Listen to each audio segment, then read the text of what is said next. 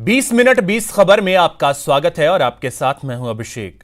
हम अब अगले 20 मिनट में आपको देश दुनिया की 20 ऐसी खबरें बताने वाले हैं जो इस वक्त न केवल सुर्खियों में हैं बल्कि दिलचस्प और अहम भी हैं। तो शुरू करते हैं 20 मिनट में 20 खबरों का सिलसिला और सबसे पहले आपको दिखाते हैं राजस्थान की वो कौन कौन सी खबरें हैं जो इस वक्त अहम हैं।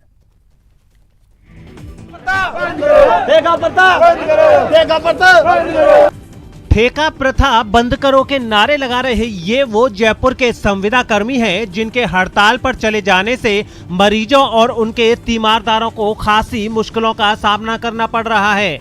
प्रदेश के सबसे बड़े सवाई मानसिंह मेडिकल कॉलेज से संबद्ध जयपुर शहर के विभिन्न अस्पतालों के ठेका कर्मी पिछले 18 दिन से हड़ताल पर हैं। नियमित करने समेत विभिन्न मांगों को लेकर जिम्मेदारों से गुहार लगा रहे हैं और सुनवाई नहीं किए जाने से आहत हैं। हमारी एक ही मांग है सरकार से कि सरकार हमें नियमित करे और जब तक नियमित नहीं करती है इस ठेका प्रथा की आड़ में हो रहे भ्रष्टाचार और शोषण से मुक्ति दिलाकर हमें सीधा वेतन दे दे। दूसरी तरफ अस्पताल प्रशासन ठेका कर्मियों की हड़ताल से वाकिफ होते हुए भी नजरअंदाज कर रहा है। हालांकि हड़ताल पर जाने से काम प्रभावित तो नहीं हो रहा है। ठेकेदारों को पाबंद कर दिया गया है, उन्होंने दूसरे लोगों को काम पर लगा दिया है। देखो, इन्होंने ठेका कर्मियों ने जो धरना दे रखा है, न तो इन्होंने यहाँ कोई अस्पताल प्रशासन को कोई मांग पत्र दिया है। इन्होंने जो क्या मांग है, इन्होंने जो है सीधी सरकार से मांग है।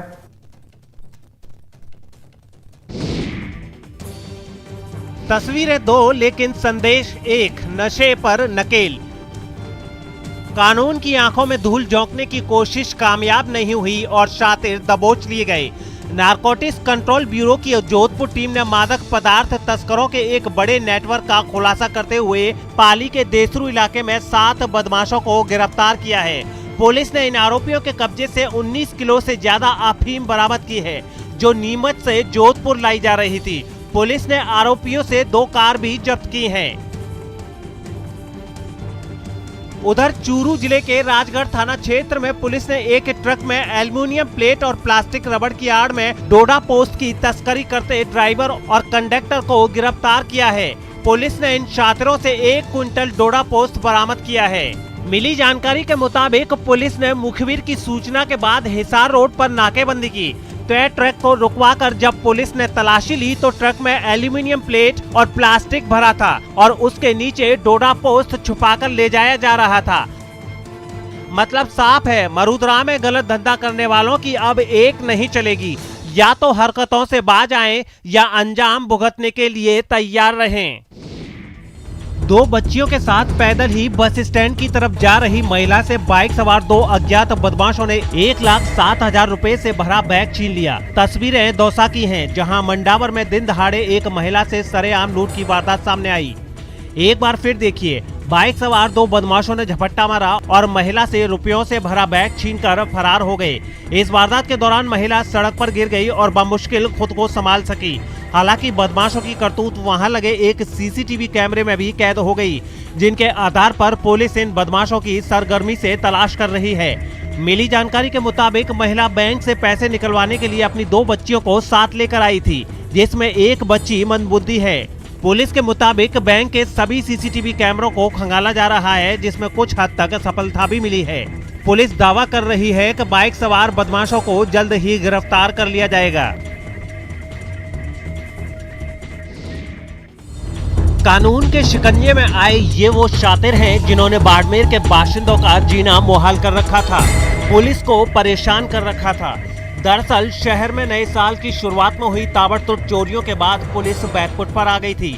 उससे जवाब देते नहीं बन रहा था। चौतरफा आलोचना झेल रही बाड़मेर पुलिस ने कोतवाल प्रेम प्रकाश के नेतृत्व में एक टीम बनाकर अलग अलग शातिर अपराधियों पर नजर रखना शुरू किया। चौहटन चौराहा पर दुकान में हुई चोरी की घटनाओं को गंभीरता से लेते हुए टीम ने जांच शुरू की।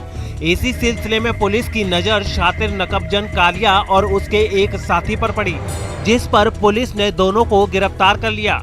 पुलिस के मुताबिक पूछताछ में दोनों ने 7 वारदात को अंजाम देना स्वीकार किया है।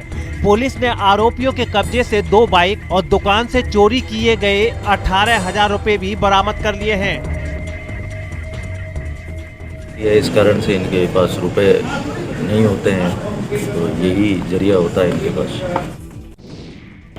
पुलिस की गिरफ्त में आए ये गैंगस्टर्स के वो गुर्गे हैं जो श्री गंगानगर में कारोबारियों से रंगदारी वसूलने की योजना बनाते गिरफ्तार हुए।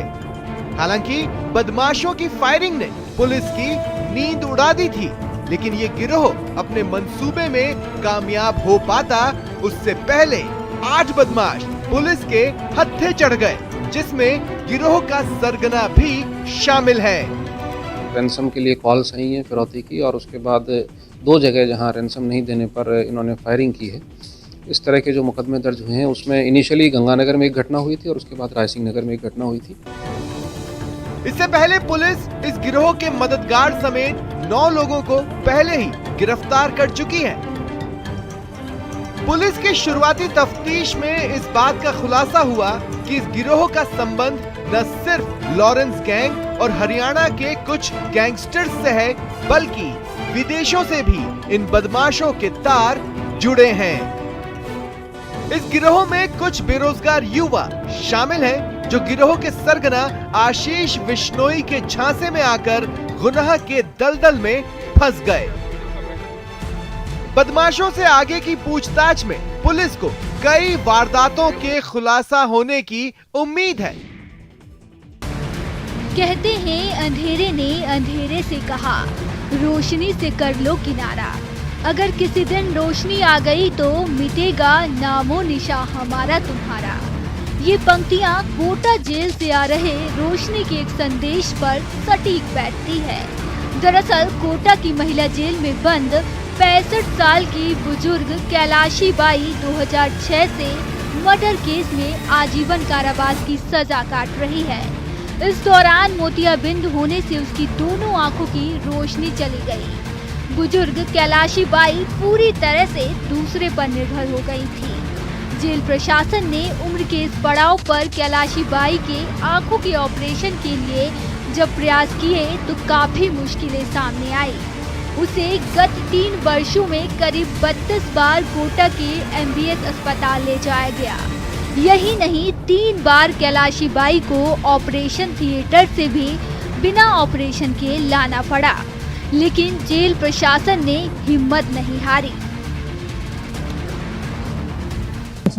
हाँ, 4-5 साल से दिखने लग गया ना तेरे को, वो नहीं दिखता था, अब मैं दिख रही हूँ। दिख रहा। कौन से कलर का पहना? नीला।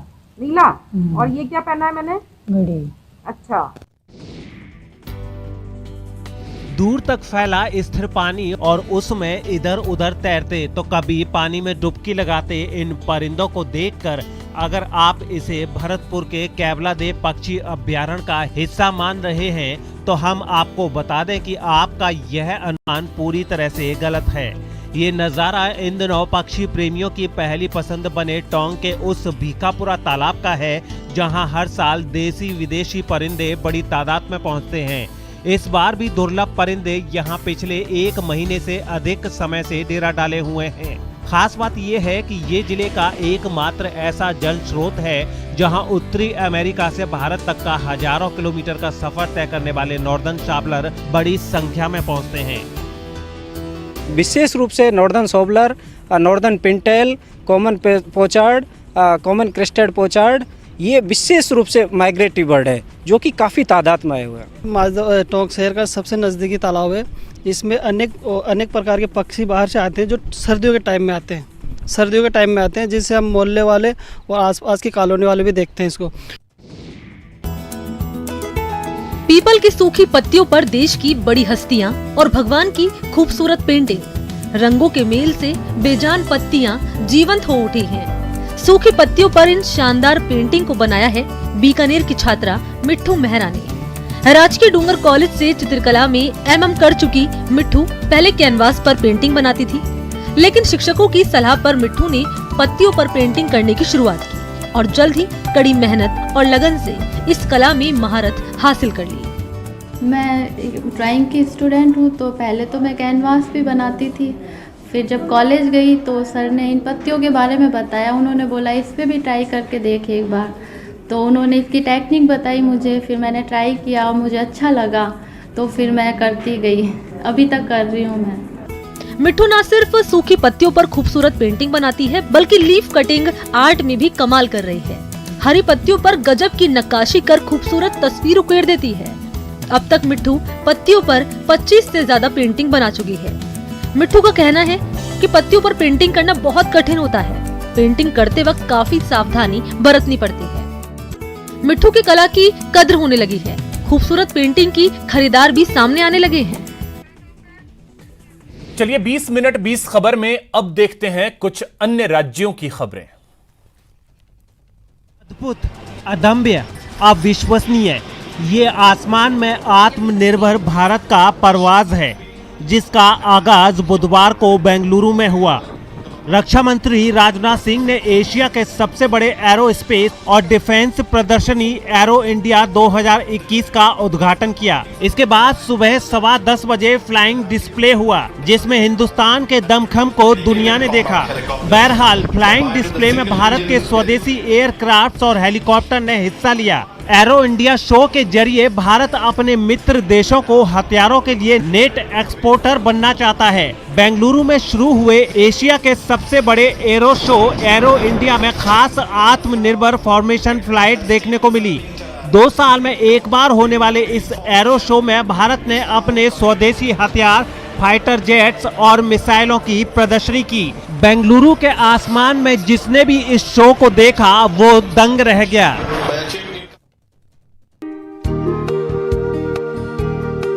मध्य प्रदेश में अब फिल्मों की शूटिंग आसान होगी।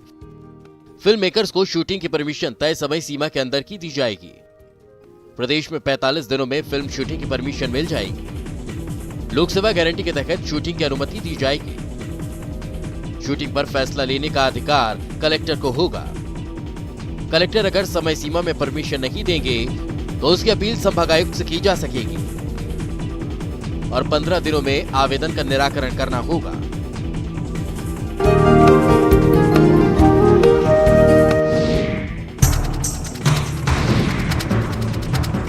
सिवनी में पुलिस को बड़ी कामयाबी मिली है। पुलिस ने एक कार से 1,74,00,000 रुपए जब्त किए हैं। बरामद नकदी में करीब 1,87,000 के जले हुए नोट थे। बताया जा रहा है कि संदिग्धों ने कुछ नोट गाड़ी के बोनट में छिपा कर रखे थे, जो इंजन की गर्मी से जल गए। पुलिस ने कार से 3 संदिग्धों को हिरासत में भी लिया है।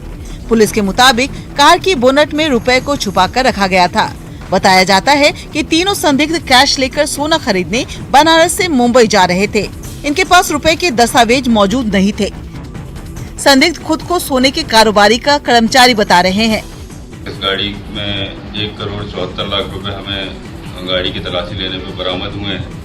इसमें हमें 3 आरोपी जो हैं हरिओम यादव, सुनील वर्मा और ग्यास बाबू, इन लोगों से पूछताछ की गई। इन्होंने कोई वैध दस्तावेज या पैसे के बारे में कुछ हमें जानकारी नहीं दी। इनके द्वारा बताया गया कि ये व्यापारी से पैसे लेकर बनारस से मुंबई जाते हैं और मुंबई से वापस गोल्ड लेके वापस डिलीवरी करने वहाँ बनारस जाते हैं। ये संदिग्ध एक सुनसान जगह गाड़ी खड़ा कर जले हुए नोटों की गिनती कर रहे थे। तभी कुछ लोगों ने पुलिस को इस बात की सूचना दे दी। इसी दौरान तीनों भाग खड़े हुए, लेकिन पुलिस ने नाकाबंदी कर गाड़ी समेत तीनों को धर दबोचा। पुलिस ने पैसों को जब्त कर लिया है और मामले की जांच के लिए आयकर विभाग को सौंप दिया गया है। मुंबई पुलिस ने एक ऐसे गिरोह को पकड़ा है जो ज्वेलरी शॉप में चोरी करता था। खास बात यह है कि चोरी के इस धंधे में पूरा परिवार शामिल था। पुलिस के मुताबिक गिरफ्तारी के बाद इस परिवार ने मुंबई सहित महाराष्ट्र के दर्जनों इलाकों, तेलंगाना और छत्तीसगढ़ के ज्वेलरी शॉप में भी चोरी की बात कबूल की है। ज्वेलरी थीफ फैमिली के 6 लोगों को कुरार पुलिस ने गिरफ्तार किया है, जबकि 3 फरार बताए जा रहे हैं। गौरतलब है कि 13 जनवरी को कुरार के मयूर ज्वेलर्स से 10 तोला सोने के जेवर चोरी हो गए थे। दुकान के मालिक ने पुलिस को बताया कि 13 जनवरी को दोपहर 2 बजे के करीब टैक्सी से कुछ लोग दुकान पर आए थे। 3 लोग कुछ देर तक सोने के गहने देखने के बाद चले गए। उनके जाने के बाद 10 तोला सोने के जेवर चोरी हो जाने का पता चला। दुकान में लगे सीसीटीवी में चोरी की घटना भी रिकॉर्ड हो गई। उसी आधार पर कुरार पुलिस ने इन शातिर चोरों को धर दबोचा।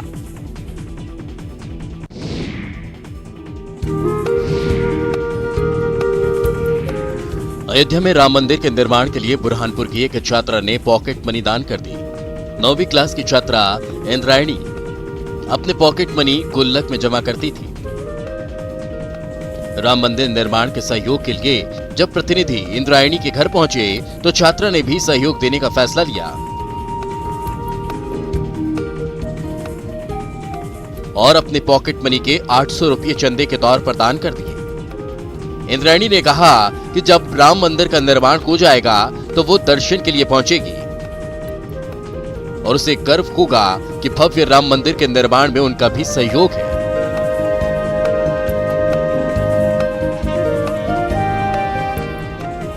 इंद्रायणी ने दूसरे छात्रों से भी इस कार्य में सहयोग करने की अपील की है।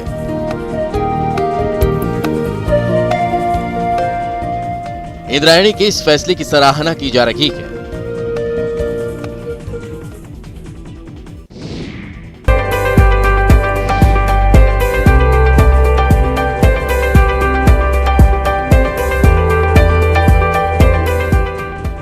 दूल्हा दुल्हन ने 60 फीट गहरे पानी में एक दूसरे को वरमाला पहनाई। समुद्र को साक्षी मानकर एक दूसरे का साथ देने का वादा किया और पानी के अंदर ही दोनों ने 7 फेरे भी लिए।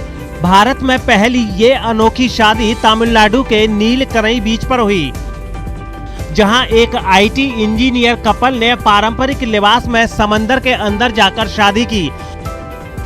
दुल्हन जहां साड़ी पहने हुए थी वहीं दूल्हा लुंगी पहने हुए था।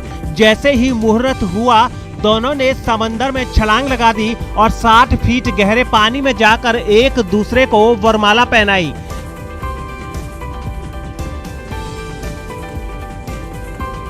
चिन्ना दुराई एक लाइसेंस प्राप्त स्कूबा डाइवर है, जबकि श्वेता ने शादी के लिए खास तौर पर डाइविंग सीखी। श्वेता को जब चिन्ना दुराई ने समंदर में शादी का प्रस्ताव रखा तो वो डर गईं, लेकिन बाद में जब चिन्ना दुराई ने उनसे बात की तो वो राजी हो गईं। चिन्ना दुराई ने बताया कि उन्होंने पानी के अंदर समंदर में 45 मिनट बिताए। बहरहाल सोशल मीडिया पर भी ये शादी खूब चर्चा में है। लोग शादी की तस्वीरें एक दूसरे को शेयर करने के साथ ही उस पर अपने कमेंट और रिएक्शन भी दे रहे हैं। अभिनेत्री कंगना रनौत ने इटारसी में चाय की चुस्की ली। कंगना रनौत फिल्म धाकड़ की शूटिंग के लिए बैतूल की सारणी जा रही थी। इस दौरान कंगना रनौत चाय पीने के लिए इटारसी के सुख्तवा के एक ढाबे पर रुकी। करीब 30 मिनट रुकने के बाद कंगना का काफिला सारणी के लिए रवाना हो गया। इस दौरान कंगना के साथ भारी सुरक्षा व्यवस्था मौजूद थी। कड़ी सुरक्षा के बीच कंगना ने सतपुड़ा की वादियों में चाय का लुत्फ उठाया। चलिए अब आपको दिखाते हैं कुछ अंतर्राष्ट्रीय खबरें। ये गुस्सा फूटा है उस नापाक करतूत के खिलाफ जो गिलगित और बाल्टिस्तान के बाशिंदों के लिए परेशानी का सबब बन गई है। यहाँ के बाशिंदों के साथ सरकारी नौकरी में भेदभाव किया जा रहा है। पानी जब सिर से ऊपर हुआ तो यहाँ के लोग इस भेदभाव के खिलाफ सड़कों पर उतर आए, पाकिस्तान के खिलाफ जमकर नारे लगाए। एक तरफ प्रदर्शन लगातार परवान चढ़ रहा है तो दूसरी तरफ प्रदर्शनकारियों की तादाद भी दिन ब दिन बढ़ रही है। प्रदर्शनकारियों का आरोप है कि ब्यूरोक्रेसी और राजनीतिक लीडरशिप के चलते लंबे समय से उनकी ना तो सैलरी बढ़ाई गई और ना ही उन्हें प्रमोशन दिया जा रहा है। करीब 7 दशकों से यहाँ गैर कानूनी रूप से कंट्रोल कर रहा पाकिस्तान यहाँ के लोगों के हितों की लगातार अनदेखी कर रहा है। लोगों का आरोप है कि यहाँ पर उनको सेकंड क्लास की तरह ट्रीट किया जा रहा है। उधर कोरोना काल के दौरान तैनात किए गए हेल्थ वर्कर्स भी बेहद नाराज हैं और सरकार के खिलाफ प्रदर्शन कर रहे हैं। हेल्थ वर्कर्स का आरोप है कि उनको ओवरटाइम के लिए जबरदस्ती रोका गया, जिसकी एवज में उनको एक्स्ट्रा अलाउंस भी नहीं दिया गया। आपको बता दें कि पीओके में ह्यूमन राइट्स का हनन होता रहा है और पाकिस्तानी सेना और पुलिस वाले यहाँ के लोगों पर लगातार अत्याचार करते आ रहे हैं। हमारा राइट है, यहाँ हमने कोई ज्यादती की बुनियाद पे किसी हुकूमत से कोई चीज नहीं ली है। 6 महीनों में हमें 5 महीने का तनख्वाह मिला है, उनमें से 1 महीने का तनख्वाह भी नहीं मिला है। म्यांमार में तख्ता पलट के बाद वहां के लोग तो खून का घूंट पीकर बैठे हैं, लेकिन उनके साथ हुई ज्यादती के खिलाफ आवाज उठाने के लिए दूसरे देशों में लोग सड़कों पर उतर आए हैं। ये तस्वीरें थाईलैंड और जापान की हैं, जहां म्यांमार में सेना के सत्ता कब्जाने पर तगड़ा विरोध हो रहा है। थाईलैंड की राजधानी बैंकॉक में म्यांमार के दूतावास के बाहर जमा हुए लोगों ने म्यांमार की नेता आंग सान सू की तस्वीरें लेकर म्यांमार में लोकतंत्र की बहाली की मांग की। प्रदर्शनकारियों ने म्यांमार में तख्तापलट के खिलाफ भड़ास निकालने के लिए वहां की सेना के जनरल की तस्वीरें भी फूंकी। इन प्रदर्शनकारियों में कई लोग म्यांमार के रहने वाले थे जो कि थाईलैंड में नौकरी करते हैं, लेकिन अपने विरोध प्रदर्शन में उन्हें स्थानीय लोगों का भी भरपूर साथ मिला। वहीं जापान की राजधानी टोक्यो में भी सैकड़ों लोगों ने म्यांमार में सेना की हरकत पर गुस्सा जाहिर किया। जापान की सरकार ने तो म्यांमार से आंग सान सू की और दूसरे नेताओं को रिहा करने की अपील भी की है। दक्षिण अमेरिकी देश वेनेजुएला में कोरोना काल में मुफ्त में लोगों का मनोरंजन करने की अनोखी तस्वीर सामने आई है। यहाँ कुछ कलाबाजों ने गली कूचों में घूम घूम कर मोटरसाइकिल पर बेहद खतरनाक स्टंट किए। एक तो तेज रफ्तार, ऊपर से सिर पर हेलमेट तक नहीं।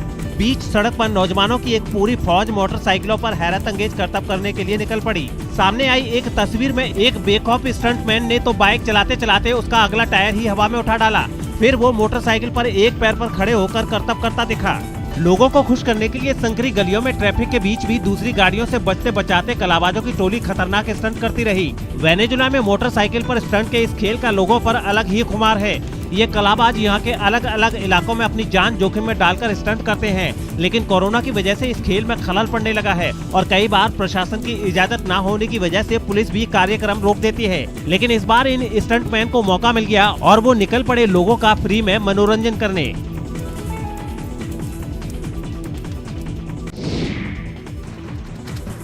ऑस्ट्रेलिया के पर्थ से दहशत से भर देने वाली तस्वीरें सामने आई हैं। यहाँ जंगल में लगी आग ने हजारों पेड़ों के साथ साथ 30 से ज्यादा मकानों को भी जलाकर राख कर दिया। ये आग कुछ दिन पहले लगी थी, लेकिन लगातार चल रही सूखी हवाओं ने उसे और बेकाबू कर दिया है। तेज हवाओं की वजह से ये आग बढ़ते बढ़ते रिहायशी इलाकों तक पहुंच गई है। वहां से जो तस्वीरें सामने आई हैं, उसमें आग की लपटों में कई मकान स्वाहा होते दिखे, जबकि कई मकान जलकर राख का ढेर बन गए। पर्थ के पास के जंगल के कई हिस्से भयंकर लपटों और धुएं में घिरे नजर आ रहे हैं।